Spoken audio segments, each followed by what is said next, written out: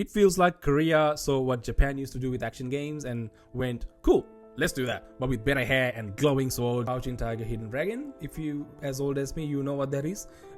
When we talk about the East becoming a global creative powerhouse, this is definitely Exhibit A. What's wild is how fast this all happened. It's like they skipped awkward PS3 years and just jumped straight into the good part.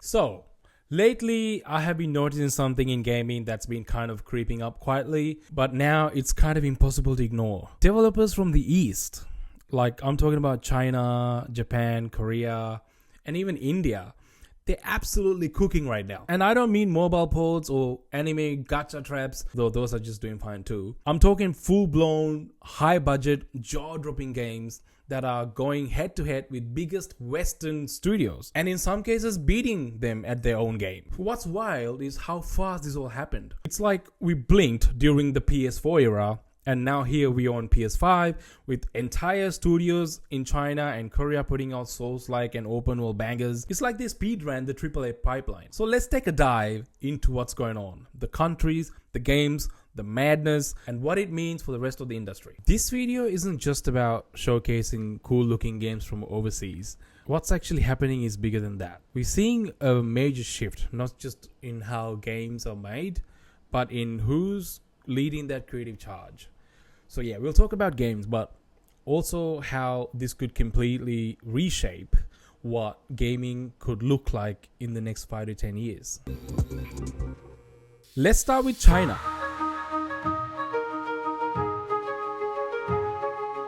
Because their leap has been pretty incredible. You've probably already seen Black Myth Wukong, probably already played it. That game turned heads the moment the trailer dropped. It was a Souls-like that leaned into Chinese mythology, Journey to the West, Sun Wukong and all that. And the visual quality was next level. The lighting, the fur physics, the way enemies moved, it felt like something that would have been unthinkable for a new studio to be able to do just a few years ago. The gameplay was weighty, fluid, familiar.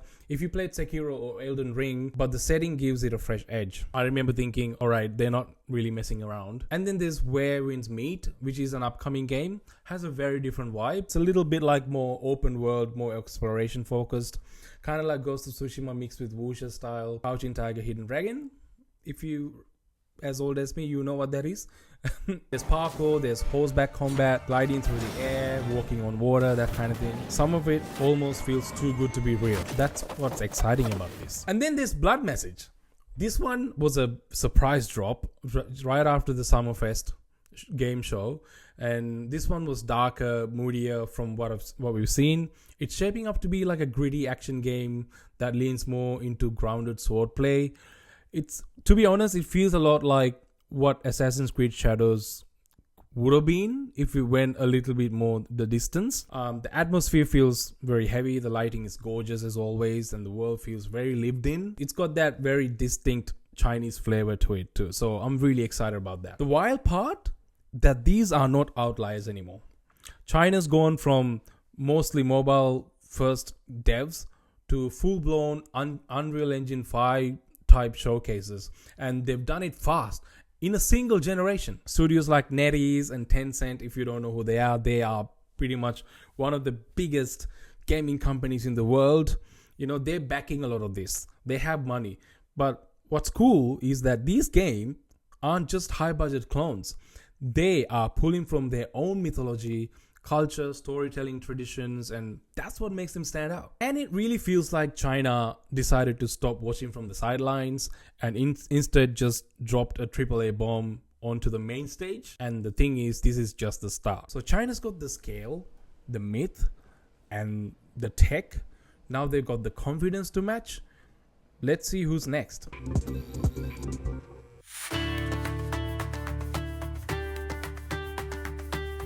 South Korea has always had a strong gaming identity. MMOs, esports, flashy online titles, but lately they've started stepping outside of that, and the results are honestly pretty impressive. Stellar Blade is a great example. It came out of nowhere and instantly stood out. Partly for its character design, cultured men would know, but mainly because it plays really well. It's fast, stylish, and has that kind of over-the-top action energy you usually see in games like Bayonetta or Devil May Cry. The combat feels sharp.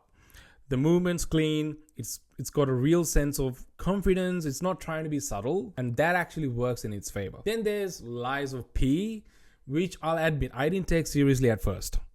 A Souls-like based on Pinocchio, but then I played it and bloody hell, it was way more polished than I expected. It was really hard. It's a straight up Souls-like. Other games like The First Descendant are showing promise too. This is a free-to-play game, and it's this fast-paced looter shooter with flashy visuals and big co-op boss fights. You can tell it's gunning for that Warframe crowd, but with a more grounded aesthetic. Krafton, the PUBG studio, they're working on Project Black Budget, which is reportedly an extraction shooter. That one could go either way, but if they get the pacing and progression right, it might fill a gap that's been left wide open since games like Hunt Showdown peaked. What I like about Korean studios right now is that they are combining bold presentation with refined mechanics. They're still figuring out in some places, sure, but they're clearly not afraid to experiment, and that's exciting to see. And I can't mention Korea without mentioning Crimson Desert. This one to me feels like Korea's big swing. It's made by Pearl Abyss, the studio behind Black Desert Online, and yeah, it looks absolutely wild in the best way possible. From the trailers, you get these massive open world set pieces, but they've shown a lot of gameplay showing their dynamic combat, climbing, grappling, explosions. It's like an RPG and physics sandbox collided. It doesn't feel like they're chasing trends here. If anything, it looks like they're setting one. It's ambitious, it's original, and if they can stick the landing, it's going to be a real moment for Korean single player games. It feels like Korea saw what Japan used to do with action games and went, cool, let's do that, but with better hair and glowing swords, and honestly, they're pulling it off. Honestly, Crimson Desert might be the game that can sum up this whole shift in a really good way. It's big, it's weird, and it's chaotic in a really good way, and totally unafraid to be its own thing. This isn't just Korea flexing visuals anymore.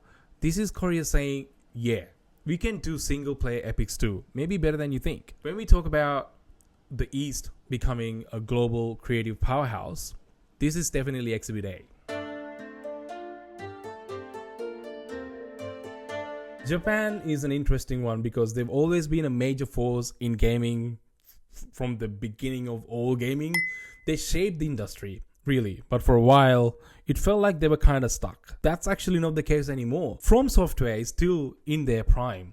Elden Ring changed the landscape completely. Shadow of the Earth Tree somehow managed to improve on it. We're not going to talk about Night Rain, which is a different story, but the scale, the design, the storytelling, they just built different at this point. Capcom is also on fire. Resident Evil 4 remake was beautifully done, and they're still killing it with the Resident Evil remakes. Dragon's Dogma 2 brought back a cult classic and gave it depth, scale, and open world that actually feels dangerous and fresh in a good way. What really excites me is the return of experimentation.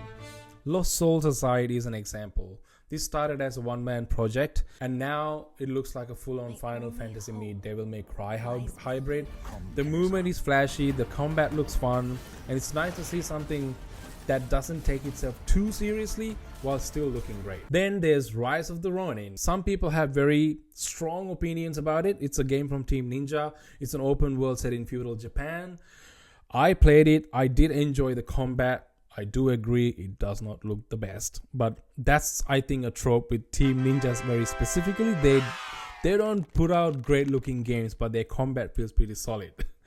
But yeah, still a pretty solid game. So it's nice to see Japan in a space where they're not just revisiting their legacy, but actively reshaping it. There's a level of freedom and confidence again, and that usually leads to some pretty incredible stuff. Now I want to talk about a bit of a wild card in the game industry right now. India.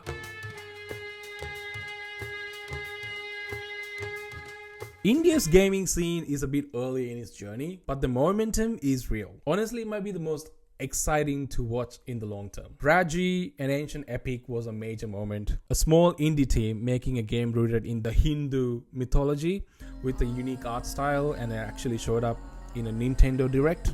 That is huge. And more importantly, the game actually delivered. It's now on every console and PC.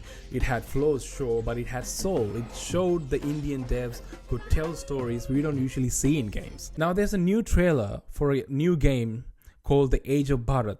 It was just revealed, so details are pretty limited. I don't know a lot about it, but the trailer set a tone that feels grounded, historical, and serious. If it hits the mark, this could be India's breakout moment on the global stage. It's very ambitious, and that alone makes it worth keeping an eye on. Guys, quick one. While I'm editing, I just realized that I haven't mentioned Tara Games Limited, which is the company behind this game, the publishers, but they are a British and French company. However, there's a lot of Indian talent behind this game, including writing and game development. So I just want to be very clear on that one. All right, back to the video. There's also smaller indie titles coming from India, one called Mukti, which explores generational trauma, which is a very timely and very widely talked about topic in Eastern culture. Fishbowl, which looks like a quiet, introspective slice of life game. These aren't flashy, but they're doing something really important. They're giving us new perspectives. India reminds me a lot of where Japan was in the late 80s. I wasn't alive in the late 80s, but I have read up on it, so I know. There's this hunger to create, to build identity, to prove they belong in the same shells as the rest of the world. And if a few things go right, they absolutely will. And I'm keen to see it. So here's the big picture. We're no longer living in a game world dominated by a handful of Western studios anymore. In just one generation, the East has stepped up hugely, and not just to participate, but to lead as well. They're bringing in fresh ideas, different perspectives and aesthetics, and stories we haven't seen or told this way before. China's doing myth and tech at their highest level possible. Korea's remixing genres with serious flair. Japan is finding its groove again and blending experience with experimentation, which is nice to see. And like I said, India is carving out a whole new lane, slow and steady, but with something to say.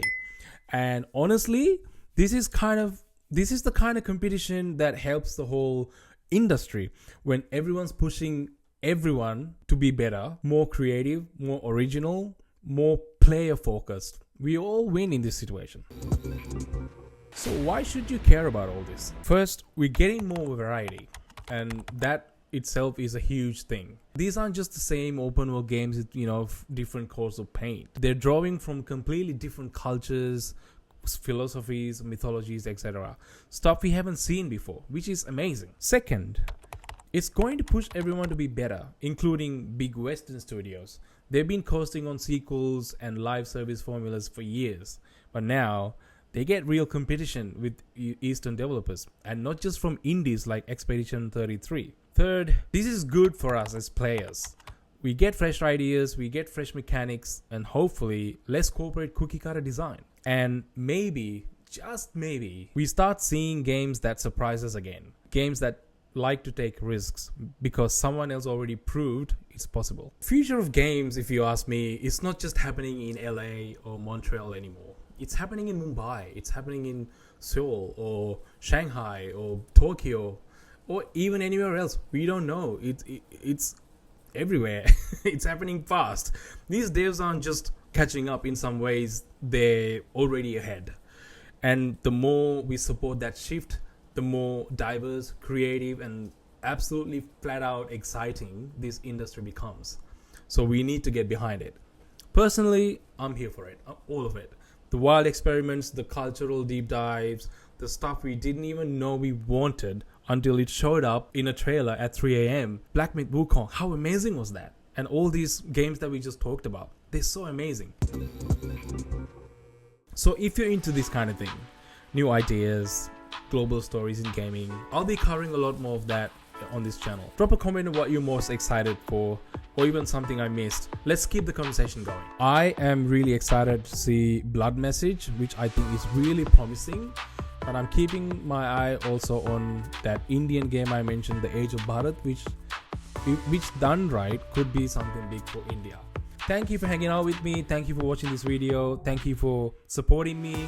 Drop a like if you enjoyed this video, and sub to the channel will be much appreciated. I love you all. I'll catch you in the next one.